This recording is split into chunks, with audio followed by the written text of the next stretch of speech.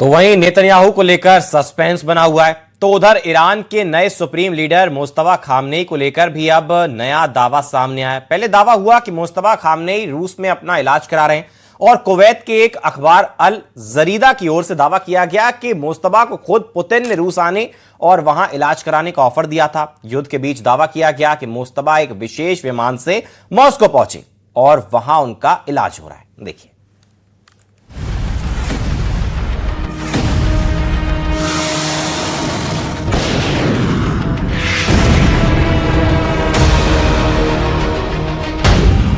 तेरह मार्च को ईरान के मीडिया ने ये एआई वीडियो जारी करके अमेरिका को ललकारा था। कहा था Khamenei is back. Khamenei is back. इसके अलावा 12 मार्च को ईरान का नया सुप्रीम लीडर बनने के बाद मुस्तफा खामनेई ने पहली बार आधिकारिक बयान जारी किया था। यह बयान ईरान के सरकारी टीवी चैनल पर चलाया गया था, लेकिन मुस्तफा खामनेई खुद कैमरे के सामने नहीं आए। उनके बयान को एक न्यूज एंकर ने पढ़कर सुनाया था। यानी ना मुस्तफा का चेहरा दिखा था और ना ही उनकी आवाज सुनाई दी। और इसीलिए अमेरिका और इजराइल दोनों पूछ रहे हैं कि मुस्तफा खामनेई कहां हैं। खबर तो ये तक है कि अमेरिका मुस्तफा का सुराग देने वाले को 92 करोड़ रुपए का इनाम देगा। हालांकि ट्रंप ने कुछ दिन पहले बयान दिया था कि उन्हें लगता है कि मुस्तफा जिंदा हैं।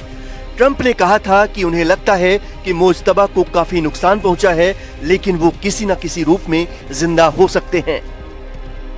ट्रंप को लगता है कि मुस्तफा जिंदा है, लेकिन उन्हें ये नहीं पता कि वो कहां हैं और इसीलिए इजराइल और अमेरिका मुस्तफा को ढूंढने की तमाम कोशिशें कर रहे हैं। वैसे ईरान के नए सुप्रीम लीडर मुस्तफा खामनेई की हालत पर दुनिया भर में किसी रिपोर्ट में कुछ लिखा गया तो किसी रिपोर्ट में कुछ और।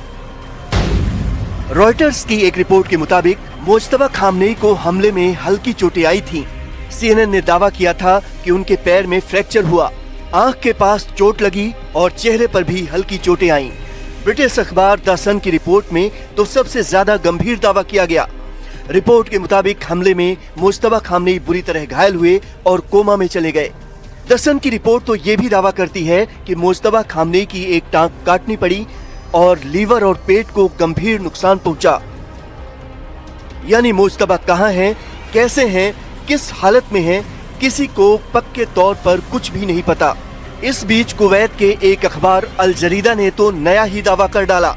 अखबार की रिपोर्ट कहती है कि 28 फरवरी को हुए जिस हमले में अली खामनेई की मौत हुई थी, उसमें मुस्तफा भी घायल हुए थे। इसके बाद चुपचाप उनको एक रूसी सैन्य विमान से मॉस्को भेजा गया था।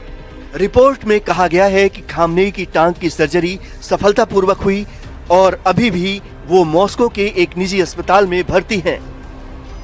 यानी नया दावा ये कहता है कि मुस्तफा ईरान में नहीं, रूस में है।